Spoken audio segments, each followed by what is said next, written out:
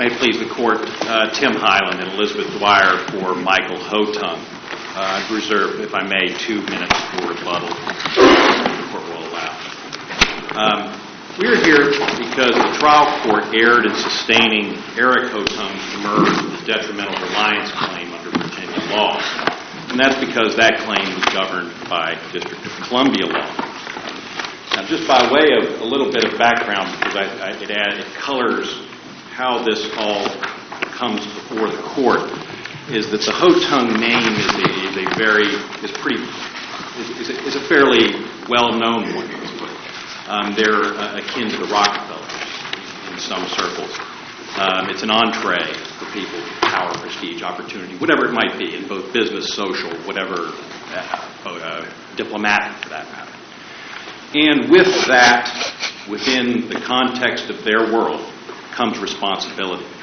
And so in 2007, Eric, and I'll refer to them by their first names if I might, so it's the easiest way to understand this. Eric was having a building, or donated a large sum of money to Georgetown University, $5 million, which is in the District of Columbia, as you know, to erect a building on their law school campus on Capitol Hill. And it's there today. It's called the Eric Hotung International Law Building. And Eric, at the time, also resided across the river in McLean, Virginia. He wanted a D.C. office in this building, and for various reasons, he and Georgetown got into a dispute over how that office was to be fit up, what the office was to look like. Would it have marble or would it have drywall? That's what and they got into a dispute, and Eric took the prince of his empire, the person who 6 years before he had said, "You are my son, I'm going to treat you as a family member," and said, "You need to pony up here." And Michael, the appellant here, came in and paid $250,000 for that fit-up work to resolve that dispute with Georgetown University. Now, and in exchange, they put a plaque up that said it was given in honor of Eric, by his loving son. Now, you have to now step back 6 years, in fact, step back 48 years, because for 42 years of his life, Michael was sort of a guy without an identity. And in 2001, Eric proclaimed in the press, and again, because these folks are very well known, this was a big deal, that, hey, by the way, this is my son. This is Michael Mack is his name. Is my son. And thereafter, he promised that and acknowledged that Michael would be treated and recognized and confirmed as his son and would be treated as such for purposes of business, financial, what have you. And Michael acted in accordance with that and again, went out and helped build the brand, this Hotung name. And part of that was this $250,000. And when Eric in 2009 then pulled the rug out, and that's the subject of sort of both of these appeals, so I won't go into a lot of it, but Eric goes out to the press and says, "You know what? He's an imposter. This guy's a fraud. He's not really my son," which was false, and even Eric admits that. He broke the promise. And that's what promissory estoppel is all about. And I will concede right up front, Virginia, this court has rejected promissory estoppel as a cause of action. No question about it. But what this court hasn't done is disregarded the conflicts of law rules that the courts are to abide by, and that's why we're here, because this claim is governed by District of Columbia law, which indeed does recognize promissory estoppel. And that is the crux of the trial court's error. Now, on brief, there's some scuffling as to whether everyone agrees, I think, and I think the law is pretty clear, that promissory estoppel from a choice of law perspective is treated like a contract would be as opposed to a tort type analysis. It sounds in contract for purposes of the choice of law.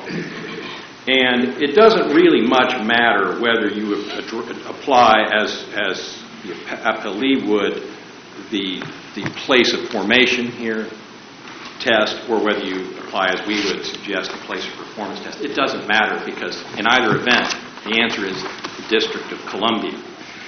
The only way we get off track here and start talking about Hong Kong law and Virginia law or in law of wherever it might be is to digress entirely from what the complaint says. And this is on demur. So we're limited to the complaint and reasonable inferences therefrom.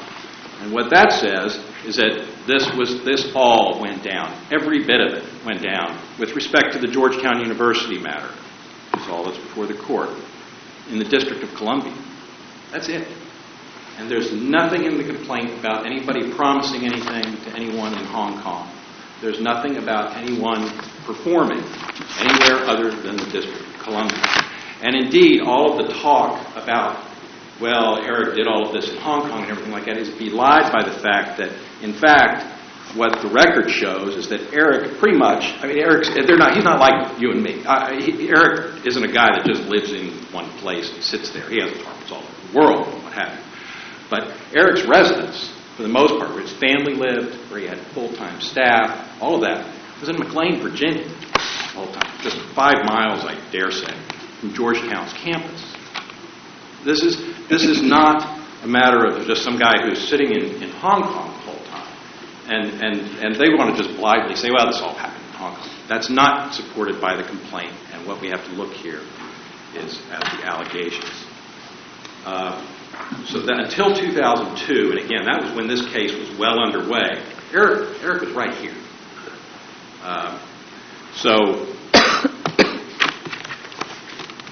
Bottom line is the trial court erred in the first instance by saying, okay, we're going to govern this claim by Virginia law, and I'm just going to discard it right off the top. Not considered by the court then were the elements, and we've outlined that in in brief, and I won't belabor it here unless the court wishes. But I would just point out that there has to be a promise. The promise must reasonably induce reliance, and the promise must be relied upon to a detriment. Working backwards, the detriment obviously is this payment of $250,000 to Georgetown. Did he reasonably rely? Well, we did allege that specifically, and I can give paragraph numbers if you wish. And then there's the promise, and if we go to, we discussed the promise in multiple paragraphs of the complaint. But the bottom line is when you crunch them all together, is that Michael would be acknowledged, treated, recognized, and confirmed going forward as Eric's son, and would be treated as such for purposes of business and financial endeavors. And Eric broke the promise, and that promise was relied upon by Michael. And again, and that cost him, within the limited scope of what this appeal is, $250,000.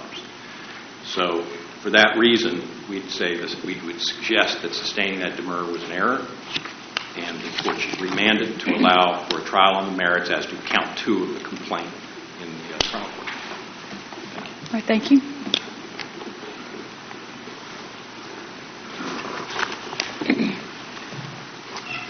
May it please the Court, my name is Lee Burlick, and I represent Eric Hotung. The trial court's decision to sustain the demur, the detrimental reliance claim, should be affirmed for 2 key reasons. First, Commonwealth of Virginia does not recognize a cause of action for detrimental reliance or promissory estoppel. There's no dispute about that. Secondly, while the District of Columbia does recognize a cause of action for promissory estoppel, the allegations of the complaint do not even come close to setting forth the minimum elements of the claim under District of Columbia law. Did you argue that to the trial court? Yes, Your Honor. Where did you argue that to the trial court? You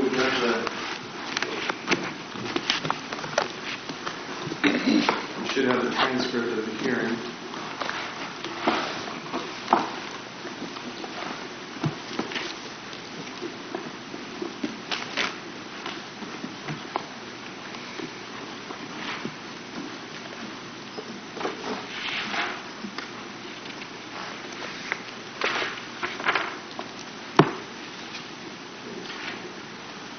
Well, we may not have the transcript of the hearing in the... Did you state that in your demur? In the appendix. Well, there was a 5-page limit. I remember there's a paragraph. I think we do have that in here. I have your memorandum. 293. Fails to state a claim because detrimental reliance is not a recognized cause of action in Virginia. And here's everything you say about count 2. Detrimental reliance, also known as promissory estoppel, is not an independent cause of action in Virginia. Promissory estoppel is not a cognizable cause of action in Virginia. Count 2 fails to state a claim under Virginia law. Okay. Well, okay, that sounds right. We had oral argument, and at oral argument is when they raised and argued that District of Columbia law would apply. Mm-hmm. And you said it wouldn't because Virginia doesn't apply D.C. law. Well, that appears to be the only question in front of us right now as to that particular count. I'm sorry, the only question is whether or not Virginia, that count should have been dismissed because Virginia is not capable of applying D.C. law under our conflict of law principles. I think there's two aspects to it. First is whether or not Virginia recognizes the claim. Well, the issue is whether or not the Virginia doesn't recognize promissory estoppel. So the issue is whether the court was correct in sustaining the demur. Yeah, that's the assignment of error. Right. The only thing in front of us. Right. We are not called upon to decide, based upon how this was set up at the trial level. We are incapable of deciding whether, from a D.C. perspective, it was a good pleading or a bad pleading. Well, the only thing we're capable of deciding is, could Virginia apply D.C. law with regard to promissory estoppel or detrimental reliance or whatever it would be? I don't think that's the only issue, Your Honor. Because first the question is... Then show me where it is in your demur, where it is in the brief to the trial court, or where it is in the transcript. Well, are we talking about preservation of error, or are we talking about what the Counsel, issue... on a demur, we can only rule upon the grounds that you stated for your demur at the trial level. I have found one, and that is Virginia doesn't recognize a cause of action for promissory estoppel.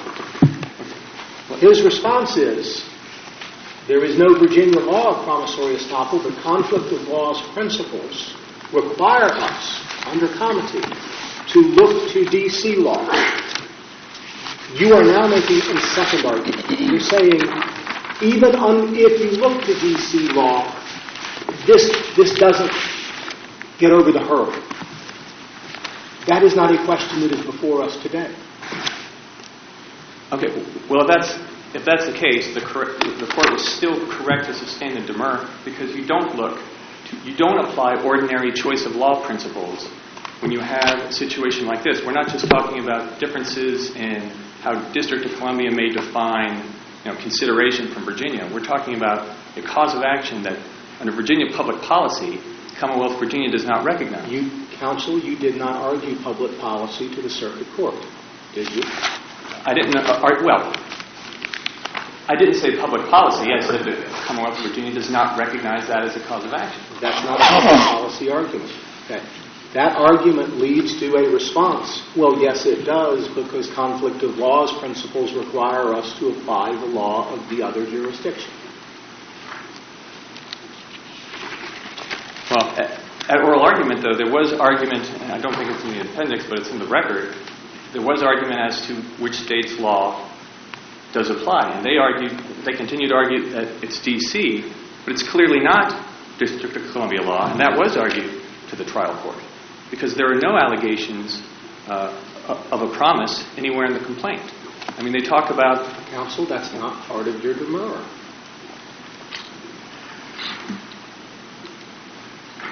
Your demur is simply Virginia doesn't recognize this cause of action, period. And if we find that under conflict of laws principles, we are required to give full faith and credit to the D.C. cause of action in Virginia, then the demur should have been overruled. Well, I mean, but it's a de novo standard of review, and it's a question of law. So even if that's the case, wouldn't this court say... You do not get the opportunity to argue here a demur that you did not argue at the trial court. Well, all I'm trying to argue here is that the court was correct to sustain the demur. And it's a de novo standard. So Then argue why it was correct to reach the conclusion that conflict of laws principles do not govern this case.